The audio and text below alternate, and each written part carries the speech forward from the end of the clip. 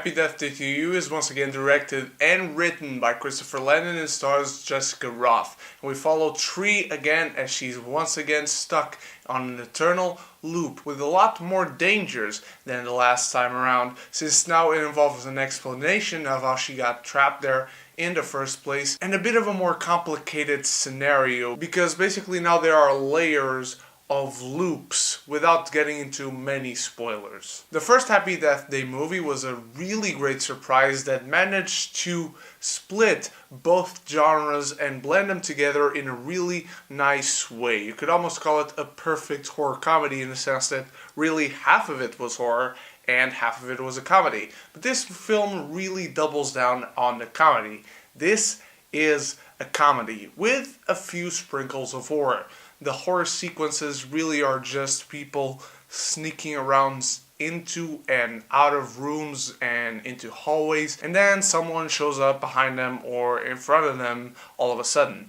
And that's where the horror lies and stays for the entire film. But this film is one of those that really understands what it is, and it's not overly ambitious. That doesn't mean it doesn't take chances, because this film is very risque. It really takes chances with what it brings to the table, with certain explanations for some of the elements of the film. And while I say it's not ambitious, it is audacious. This is a balls to the wall, crazy film that doesn't give a rat's ass of how insane things might get. It doesn't really give a shit if things make sense or not. And it commits to that. And even though it's easy to call and notice the things that don't make sense in this film, it's also very commendable to see how this film really commits to that, and all of the film really doesn't give a shit. The characters don't give a shit, the world doesn't give a shit, logic doesn't exist in this film despite having a lot of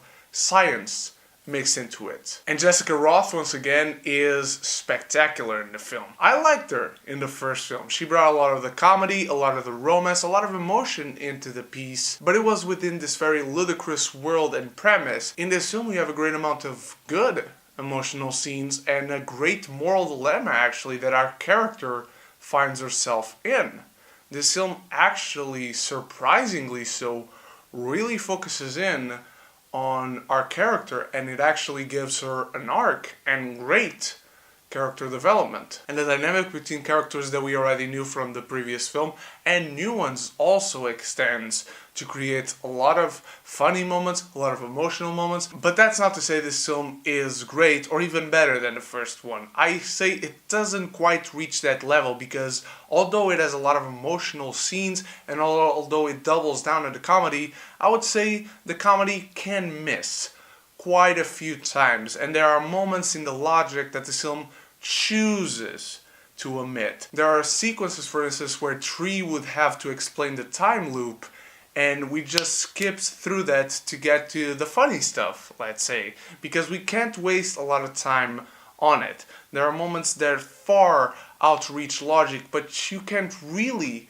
call upon them because we never see them unfold. And I have a lot of problems with the last act of the film that would involve a lot of spoilers, but I will say that in terms of pacing, it seems like an almost completely different movie from the first two acts. It feels like it's dragging itself out before the inevitable happens, whereas in the last two acts made us feel a sense of urgency for our character and her struggles in the film. The last act really wanted to stretch itself too far, I guess, to fill in the runtime that this film has. And I spoke a little bit about how this film involves a lot of science to explain how Tree got involved in this loop. And I spoke a bit about how this film involves a lot of science to explain how Tree got stuck in the loop.